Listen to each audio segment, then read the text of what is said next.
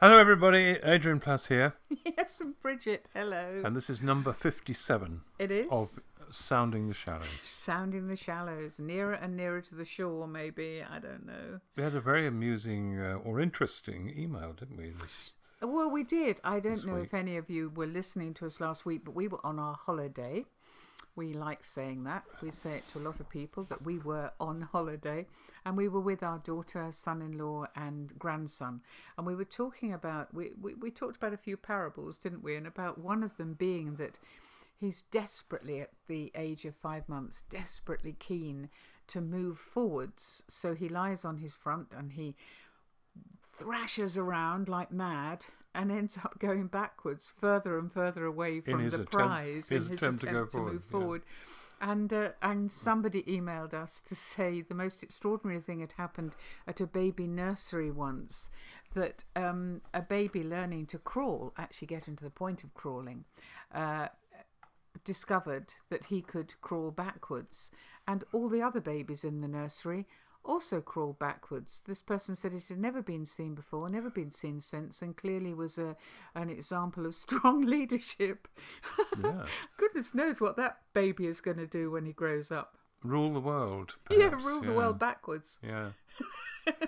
And now we're home. And now we're home, and it was a bit of a shock, wasn't it? Because we left our garden looking rather nice and orderly and pretty, and it rained a lot while we were away, and we came back to this jungle. Yeah, it had exploded. Gardens do that, but I think every year you forget it exploded into leggy growth. It did. There wasn't anything very joyful about it, but it was very extravagant. Well, it was very extravagant. And it's inevitable, isn't it? I suppose so. It has to happen. Yeah, I guess it does. But you know, we have wisteria, and I think you could almost say it was wisteria hysteria. I mean, the whole thing's gone We've been wild. waiting to say that for some months, haven't we? Wisteria hysteria. And the plants, some of the plants nearest to the house, seem to have thrown themselves into the air as though they're trying to escape from the ground. I mean, it was so different. I couldn't believe it. Yeah, like a sort of escape to freedom, really. That's right, yeah. And of course, parallel with that, a different kind of freedom for a lot of us, because now that there is an easing of restrictions, and there is actually a bit of a whiff of freedom. And freedom, the word freedom, I suppose, automatically sounds kind of positive, doesn't it? Oh, of course it does. Yes, I mean, that's the ideal, isn't it? That we are free. We have been set free, and all the other things that go with that. Yeah, I was thinking of. We joined with the other thousands of people, didn't we? Watching the football match. We did. Well, we didn't join with them. We sat in our sitting in spirit, room. And yes, we said, "Come on, England!" Wednesday night, every now and then, and we. No, we were really into it. We were, of course, we were. But what I'm really thinking is, we talk about freedom.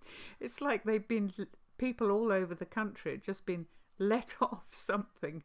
And there they were, leaping and jumping and screaming, and It was an explosion. I mean, it wasn't unlike our plants, was it? No, I mean, it wasn't. Throwing themselves into the air, their voices, their bodies, their enthusiasms, just, I suppose. And it reminded me a bit, I don't know if you do, I know you recall, when we went to speak somewhere once, and it wasn't exactly the same, but there were people who lived with a lot of emotional pain. And we wondered if they would laugh at the stuff we did. Yes, of course I remember. And in fact, they laughed long and loud. They really laughed. But we both thought there was a strange feeling about it, as though something like water going through rusty pipes. Yeah. As though the time had come to believe that you could laugh. Yeah. And in fact, someone after that evening wrote a poem, didn't they, for us about that. Yeah. About suddenly realising it was okay to laugh after a long period of painful living. Well, that's right, and there's no doubt that this explosion was obviously to do with the football. Of course it was, and this historic thing. But I think, don't you, that it was also, people have been shut down for so long, and they had the freedom. They were able to be in a pub, be in a garden, let alone be in Wembley. And therefore everything must have been heightened because of that, I think. Yeah. And it's a good thing. I mean, I'm all for release. I'm all for people being able to go a little bit mad. Yes, there's always a bit of a downer as well, of course. I mean, I was talking to somebody only today, Adrian, who was talking about somebody in her family who had followed the mantra of many football fans that you need to start drinking at 6 a.m. in order to be ready for the game. The disruption in her family, the terribly negative effect of that. And you said there was something other about the fans not, we saw the euphoria, but apparently there were some things that were really sad. There was a lot in the papers today about the booing during the national anthem of the other country and some other things that happened. And I guess that is a part of a release, isn't it? It doesn't mean it's a good thing, but it's part of what happens. It's part of freedom, isn't it? You have freedom of choice. By contrast, we have one of our sons just arrived back from an amber country, very much in quarantine, very much not free, very much under law, which has been quite a shock in a way, because we're just not used to living with those sort of rules. People are coming round and phoning and checking he's at home and all the rest of it. He said to me yesterday, I'm making up for a year of not sleeping. So living in a kind of state of tension for all that time. And also we know at least one person who in this period of release has finally reached a point where he is waking at night and going over stuff that he regrets or wishes hadn't happened or can't really turn into something good or admirable. Do you mean that's because during this long period of holding on, and we use that expression again, battening down the hatches, do you think it's that you just had to keep going and you couldn't allow those thoughts, you couldn't allow... You had to be positive. You had to sort of... Is that what you mean? I don't think it is... Well, it is partly, but I think it's also a little bit like our plants, that there are phases in recovery, change, the necessary, inevitable change that happens to people, where you reach a point where you have to deal with that or not deal with it. And perhaps the removal of restrictions means suddenly you're looking at very dark and difficult things. But I was thinking about that, and my own experience is that when freedom is offered and you can move forward, you can find yourself on a path that is going to involve some very difficult obstacles on the way to whatever real liberation is, and that's different for everybody. But I guess what were you thinking then? Shouldn't be too downhearted about that, about having to go through that, because it's part of the process, I think. I suppose it is. I mean, it's like, you're crawling out from under a very big rock, really, at the moment. A lot of people feel they are, and peering at the light, and suddenly there's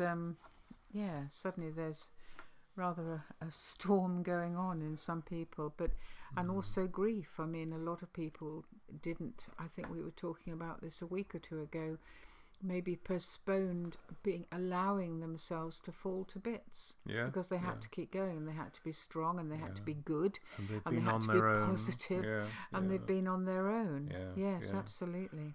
And you've already said, and we know, I mean, talking about the fans, football fans, and the person you mentioned, that I think for some people freedom is a sort of excuse to give in to all sorts of what would you call them, impulsive temptations that that maybe got curbed in lockdown. I think some people really started very deliberately and carefully on a road to improvement, which happens when you try to do that, and you come out the other end and you can go a bit mad. But what do you mean? Well, but suddenly being released, it's a kind of binge release. Rather than releasing yourself in a careful way, you just go a little over the top. Like you might, like you said, somebody getting drunk, starting drinking in the morning. Yeah. But is it part of growing up? Is it? We're all for fixing quickly, aren't we? And it doesn't really happen like that. And sometimes it takes time for change to happen for the better. Well, yeah, I mean, I'm quite sure that it's important that we don't let shame, the feeling that we could have done better, the feeling that, you said about these thoughts coming up, these thoughts you wish you'd done that. As we come out of it, there'll be people thinking, I could have done more, I could have been in contact with that person and I wasn't. All the feelings of grief, the feelings of guilt, all those things, somehow we have to allow them to sit alongside us, don't we, in order to move forward. We can't batten them down again. We've done enough battening down, surely. No, we can't. And I mean, whether it's miracles or mess ups, there will be all of those along the way. Yeah. And actually, my heart goes out to those who find they failed at this stage, because I hope they take heart, and even if they're in the middle of a mess up right now, and just reflect on the fact that they know they're messed up, and that there's always a chance to start again. Well, we've said it before, haven't we? We believe in a God of 1,000 new beginnings. I mean, if we didn't, what on earth would we be doing? Oh, that's true. We've said that a million times, yes. Probably. Well, we're going to go on saying it, I think, because otherwise, who do we believe in?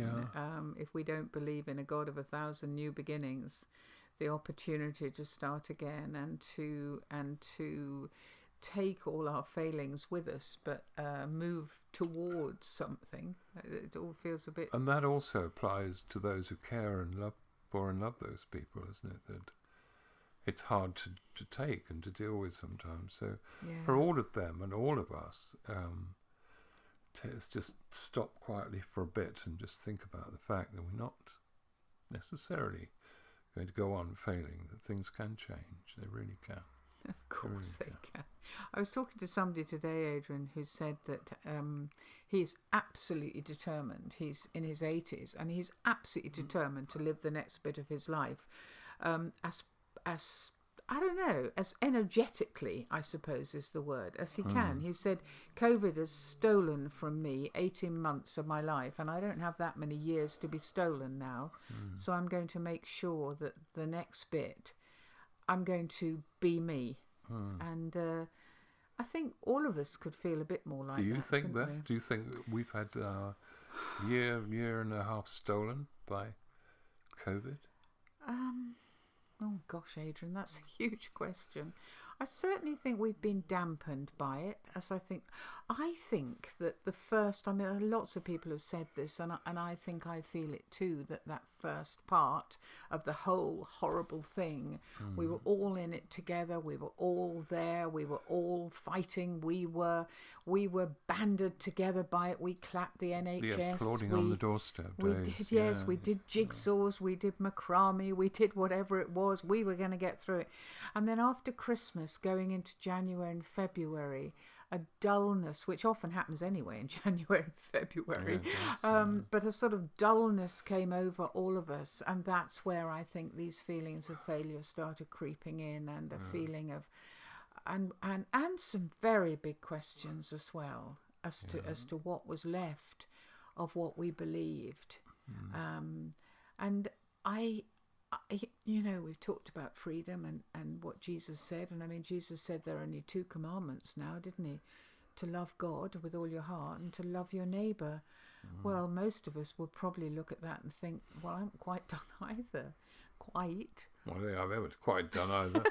But, no, but I would just remind all of us that the great thing about that is that Jesus took the 10 Commandments and turned them into 2 commandments, both of which were positive. Absolutely. They were not things about not doing things. No. So Well, that's what I was thinking about this Yeah. person today, saying he's gonna yeah, be him, and he's yeah, gonna absolutely, get yeah, on do it. with Yeah. loving God and loving his neighbour and loving Yeah. himself, and yeah, I was thinking about the concept of freedom. Well, that sounds very noble of me. It wasn't really. I was wondering what it means, because we used to talk, and still do sometimes, about the pulpy words used in Christianity, like freedom, love, peace, joy.